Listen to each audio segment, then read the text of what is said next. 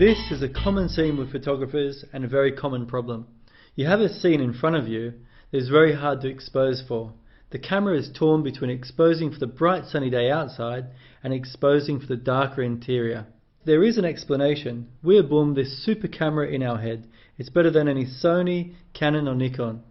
Our eyes see about 24 stops of light, but unfortunately our cameras see only about 14 stops of light. So you have a problem. How can we increase the range of our camera to see the same scene as we do and get the right exposure? This brings us on to one of the tricks of professionals, exposure bracketing. You dial in how many stops you want to bracket and the camera under or overexposes to those levels. In this example, I've taken a few different photos to show you the range you can obtain. I chose one of the shots that looked the best and adjusted the lighting slightly in Photoshop. If I had really wanted to, I could have used a process called HDR and I could have joined two exposures together. Luckily my exposure was good enough to use.